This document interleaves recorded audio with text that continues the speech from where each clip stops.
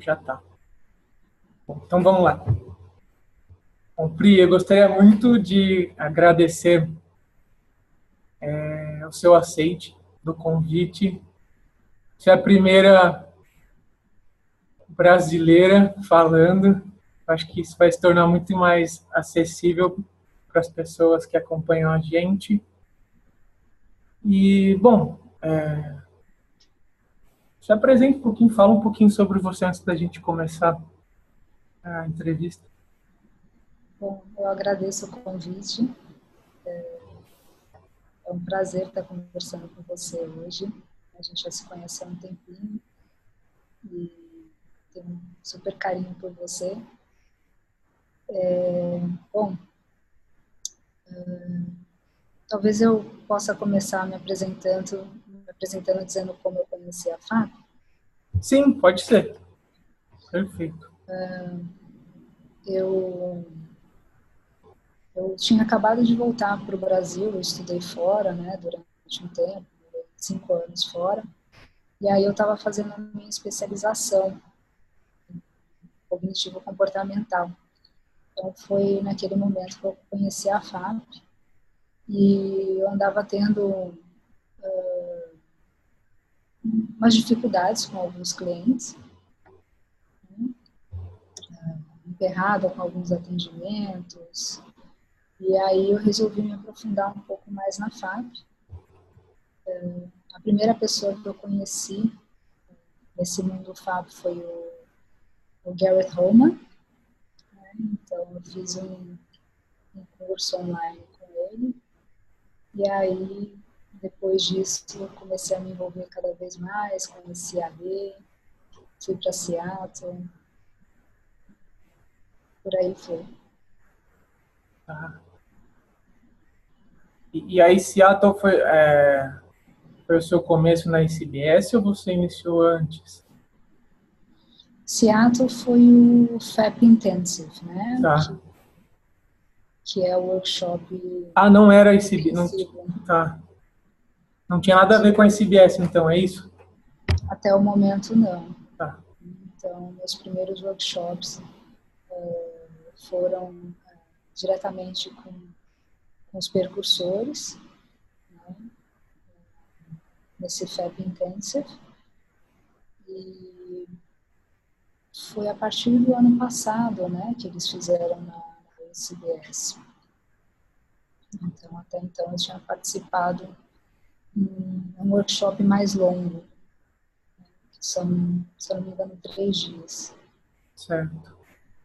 Bom, tá. Então vamos lá. Eu não sei quão grande é essa pergunta, mas Pri, o que é FAP? E a FAP? Bom, a FAP, né, a sigla vem do termo em inglês, né, que é Functional Analytic Psychotherapy, que é psicoterapia analítica funcional. A proposta da FAP, né, da psicoterapia analítica funcional, é de criar uma relação íntima,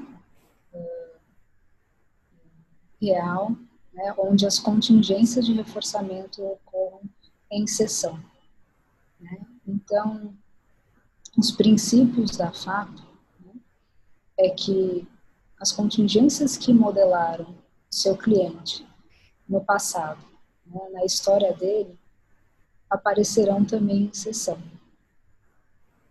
E aí o propósito é que a gente modele, né, esses CCRs, né, que a gente chama de comportamentos clinicamente relevantes, em sessão, reforçando, né, e consequenciando os comportamentos de melhora.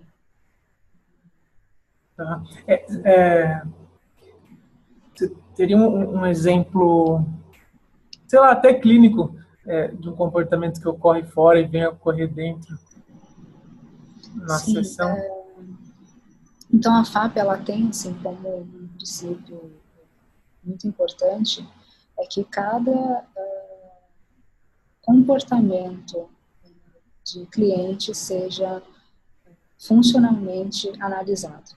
Então, o que é um CCR2 para um pode ser um CCR1 para outro e vice-versa. Vice-versa, né? Então, CCR1 é comportamento problema e 2 é o de melhor. Então, para eu dar um exemplo clínico, eu acredito que talvez seja interessante fazer essas comparações. Uhum. Então, um cliente que, por exemplo, tem dificuldade em ser assertivo, para ele pode ser um 2 fazer um pedido em sessão, um pedido de mudança de horário, por exemplo. Né? E mesmo que naquele momento que ocorra, seja um pouco bagunçado, ou até mesmo pareça um pouco agressivo, né? O importante é que a gente olhe para o 2, né? Para aquele comportamento, para aquela evolução de tentar mudar e estar pedindo algo novo. E quanto que para um outro pode ser uma pessoa que é muito dependente, que faz muitos pedidos, fora e dentro da sessão. Então, a gente vai fazer esses paralelos funcionais. Analisar o conteúdo, né, que a pessoa traz, né, de dificuldades que está passando no dia a dia, e tentar trazer para a sessão funcionalmente. Né? Então, ao invés de a gente estar olhando topograficamente, né, para aquele comportamento que está aparecendo, ou o conteúdo da fala do cliente, daquilo que ele está te trazendo, a gente vai olhar para por que aquele comportamento se mantém, né? Qual que é a função daquele comportamento para o cliente. Certo. Tá. Como eu sou novato, em fato, eu tenho vontade de perguntar um monte de coisa por risco de sair da sequência que eu montei aqui. Vou tentar não fazer isso. Mas, de repente, pode ser fluir. Tá, então estou liberado para fazer perguntas. Sim. Tudo bem. Eu escutei, pô, eu nunca frequentei um workshop de FEP e talvez esse ano eu faça um de 2 dias. E eu escuto bastante esses termos que vocês chamam de intermediários. Na ACT a gente também tem os intermediários e eu vi que na FEP vocês também têm. Gostaria que você falasse um pouquinho sobre esses termos intermediários, é o modelo ACL, né? Uhum. Sim. Então, a FAP, né, o primeiro livro da FAP, ela apresentou as 5 regras, né, que orientam a FAP. E aí, no segundo livro, né, com uma tentativa e uma vontade de aproximar aquilo que era dito em teoria, né, aproximar mais da prática clínica e tornar a FAP mais acessível, foram criados os termos intermediários, né, que é consciência, coragem e amor. Por trás disso existe, sim, né, uma teoria behaviorista. Né? Então, as regras, elas permanecem, mas facilita, né, para pessoas que não têm, talvez, um contato, um aprendizado comportamental, behaviorista, né, a poder utilizar na clínica e a conduzir de maneira mais fluida, né, as sessões. Mas as descrições, né, são descrições mais topográficas, né, no segundo livro, né, Consciência, Coragem e Amor, mas que tem, sim, uma operacionalização por trás. Então, regra 1, consciência, né, que é observar os CCRs ocorrendo. Regra 2, evocar, né, que é a coragem do terapeuta para evocar em sessão. Né? Regra 3, consequenciar. Né? Amor. 4, observar o efeito, né, da sua intervenção. E 5, analisar e generalizar. Uhum. Certo. Tá.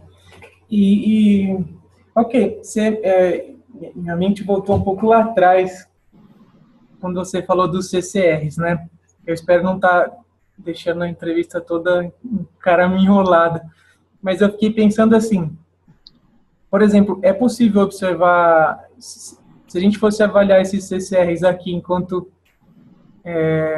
eu faço a entrevista com você, e você sabe que eu sou bastante tímido, você focaria em reforçar diferencialmente essa coisa de eu estar perguntando? Como seria se a gente estivesse fazendo uma sessão aqui?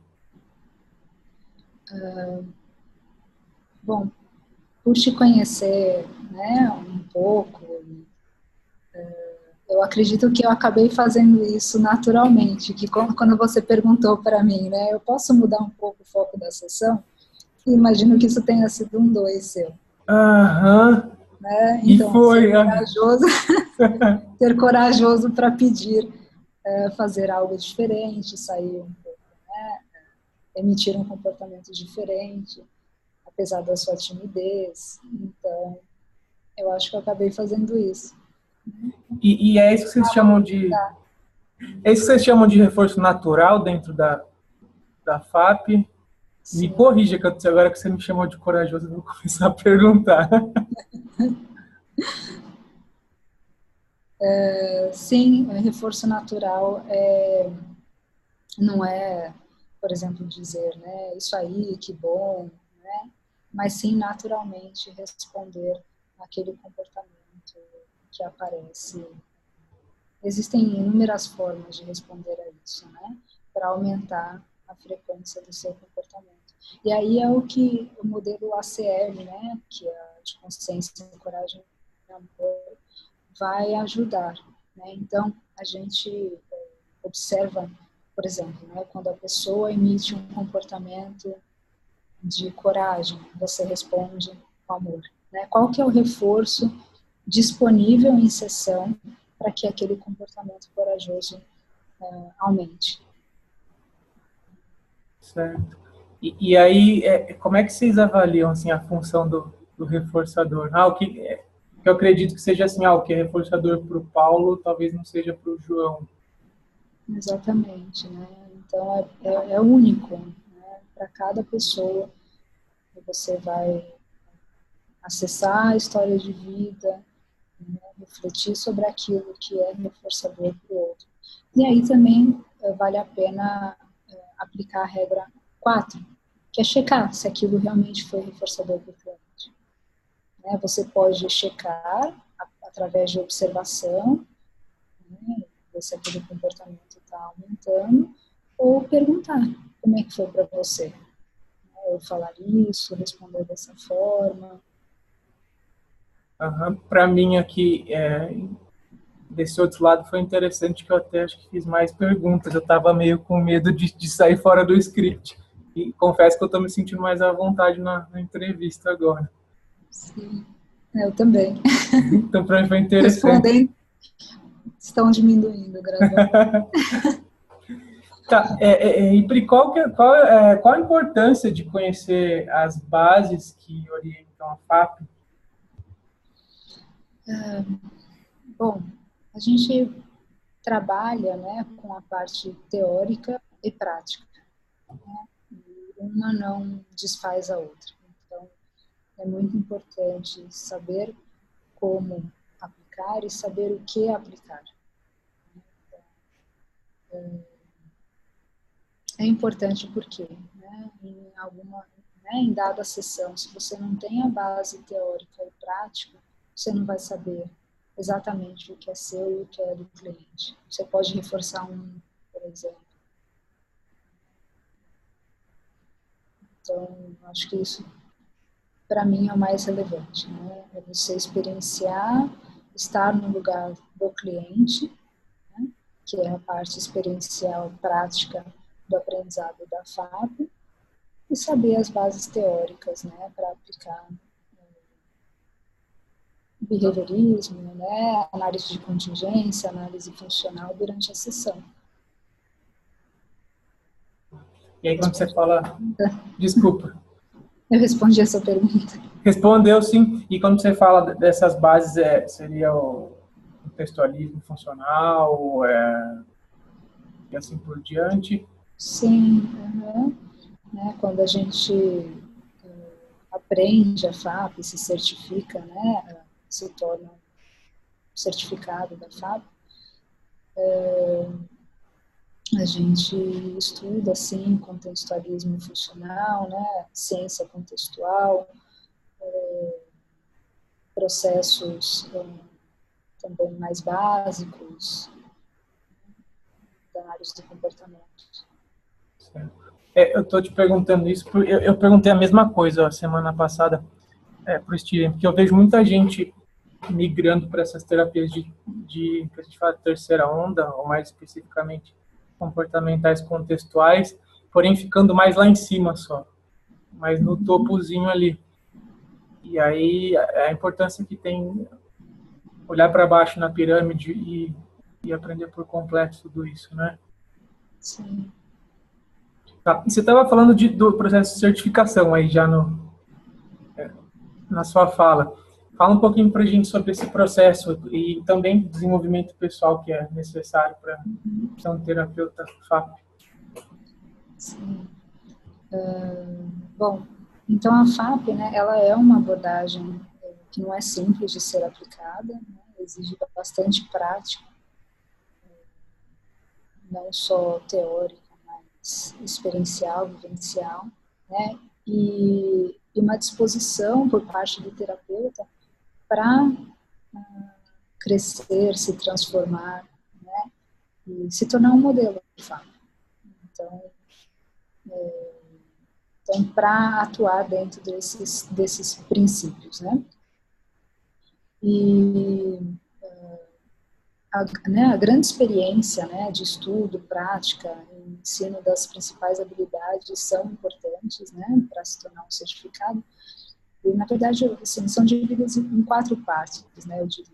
Tem vários tópicos, né, que precisam ser desenvolvidos, mas, né, então, experiência de estudo, prática, as habilidades da abordagem, experiência na organização de workshops FAP, experienciais, conhecimento aprofundado dos princípios behavioristas e contextuais, né, e a relação com as intervenções na psicoterapia analítica funcional, e contribuição também para a literatura FAP em termos de teoria, pesquisa ou processo clínico. Então, dentro disso, existem várias etapas a serem cumpridas, mas eu acho que mais amplo é isso, né, essas 4 partes. Uhum.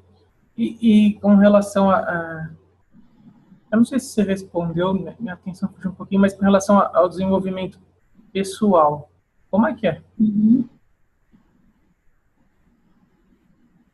Falhou um pouquinho. Com relação ao desenvolvimento pessoal, a FAP, eu imagino, né? Eu estou começando a ler FAP agora, mas eu imagino que não seja algo simples de ser aplicado no contexto clínico.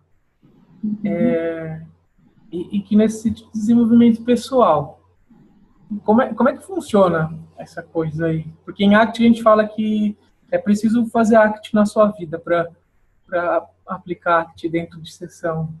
Na FAP, assim, como funciona? Eu não tinha escutado essa frase antes, mas faz bastante sentido também para mim. O desenvolvimento pessoal inclui supervisões, né, sobre casos clínicos, e a supervisão FAP ela é um pouco experiencial também, não é somente análise de contingências e conversar sobre as sessões, mas vivenciar também e entender os seus T1s e T2, né, que são os comportamentos relevantes do terapeuta. Né? E isso inclui fazer supervisão com homem e mulher.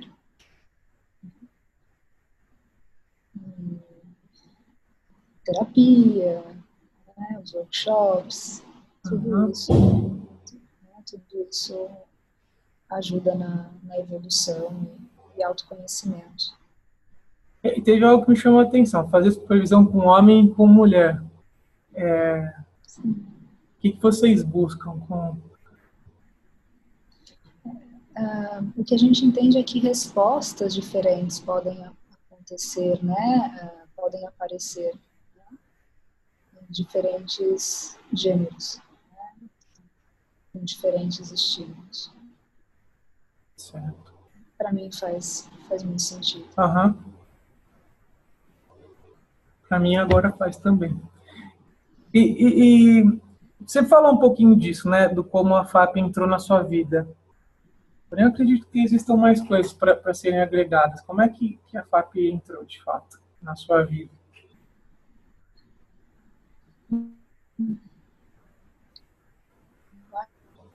Acho que entrou inicialmente eu comecei a aprender FAP por conta de uma questão profissional, mas acho que entrou de fato de forma muito mais pessoal, íntima, né? Eu mudei muito desde que eu comecei a aprender FAP, então estudar. Então acho que isso chamou muito a minha atenção. Não tem como viver sem. Aham. Certo. Vamos lá. A gente, pelo que eu percebi aqui, é um tipo de terapia bastante intenso. O tipo de modelação que você faz é dentro da sessão através da experiência do cliente. É isso? Me corrija, por favor, se tiver. Uhum. Como é a resposta dos clientes nas sessões iniciais? Como é que eles respondem? O que você percebe de diferente? Existe um modelo de terapia onde o cliente chega e começa a reclamar e falar várias coisas e de forma mais topográfica e até estrutural do que funcional. Como são as primeiras sessões? O que é que você observa nessas primeiras sessões, quando você começa a aplicar esses conceitos que a gente passou agora há pouco? Eu acho que não existe um cliente FAP, né? Mas tem pessoas que aderem mais e talvez não esteja nem somente, a gente não pode definir isso somente através da experiência FAP, né? Mas também porque pode ser que comigo não tenha gerado um clique, pode ser com outro profissional, então eu não responsabilizo somente o tipo de abordagem, mas que inúmeras variáveis, né, ocorrendo no momento.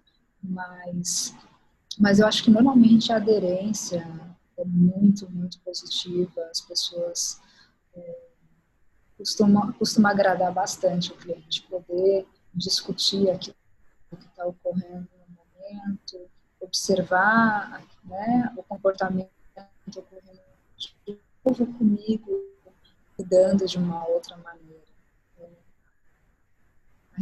Eu acho bem pensadora, assim. Eu perdi essa última parte, deu uma travadinha. Você pode...